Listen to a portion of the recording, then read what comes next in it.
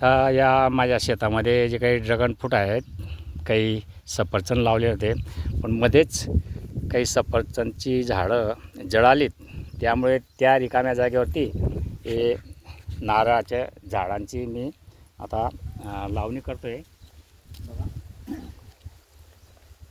आता हा जो खड्डा आहे, हा खड्डा मी 15 दिवसापूर्वीच खोदलेला होता आणि हा खड्डा 15 दिवसापूर्वी खोदून त्या ठिकाणी BSC पावडर टाकलं.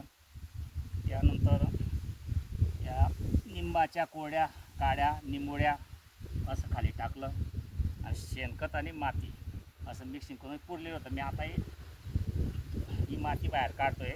त्या काड्या आहेत त्या दिवसाच्या, 15 दिवसापूर्वीच्या. आणि आता आज रोजी मला नारळाची लावणी करायची. हे नारळचे जे रोप आहे, मलेशियन ग्रीन ड्रॉप या जातीचे रोप आहे. 3.5 वर्षामध्ये याला फळं येतात. फक्त याची लहान बाळाप्रमाणे निगा राखणं फार गरजेचं आहे. आता लावताना या ठिकाणी दक्षता एक घ्यायची. हा कागद व्यवस्थित खाणं आणलेला आहे. त्याच्या आधी हे बाजारातून आणलेलं परत निंबोळी पेंड, हे निंबोळी पेंड आहे हे डबाभर. तसं मी अगोदर लिंबाच्या सुकलेल्या काड्या निंबोळ्या टाकलेल्या आहेत, पण ही निंबोळी पेंडसुद्धा मी या ठिकाणी टाकले. कारण हे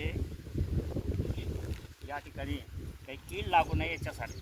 आता बघा, हे जे नारळ आहे, या अशा पद्धतीने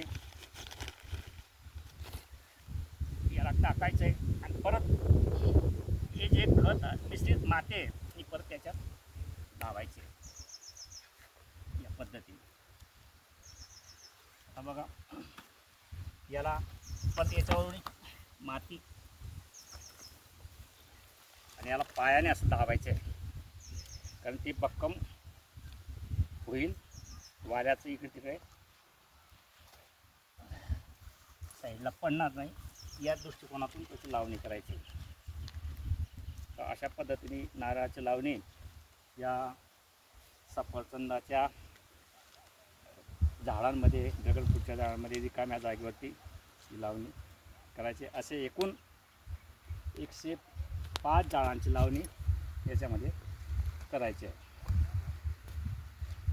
तर शेतकरी मित्रांनो, अशा पद्धतीने हे नारळ नुसतं लावणं महत्त्वाचं नाही, याला पाणी लागणारे शेणखत, त्यानंतर जीवामृत. मी दर 15 ते 20 दिवसामध्ये प्रत्येक माझ्या फळझाडांना या ठिकाणी मी जीवामृत देतो आहे. तर त्या पलीकडेच जीवामृतचा ड्रमसुद्धा आहे. आता या पूर्ण लावणी झाल्यानंतर यांना लगेच जीवामृत दिलं जाईल, पाणी दिलं जाईल. अशा पद्धतीने बघा, या ड्रॅगन फ्रूटचा पहिला तोडा निघालेला होता. आता दुसऱ्या तोड्याला सुरुवात होते. आणखी 15 दिवसात दुसरा तोडा सुरू होईल, पण त्याच्या आधी एक सुरुवात झालेली आहे. बघा किती सुंदर फळ आलेलं आहे. हे बघा, दुसऱ्या तोड्यातलं हे पहिलं फळ. या पद्धतीने ही सुरुवात झालेली आहे. आणखी 15 दिवसामध्ये बरेच फळं निघायला लागतील. तर अशा पद्धतीने ही माझ्या शेतामधली फळझाडांची लागवड ही केलेली आहे आणि याची सुरुवात अशा पद्धतीने होईल. धन्यवाद.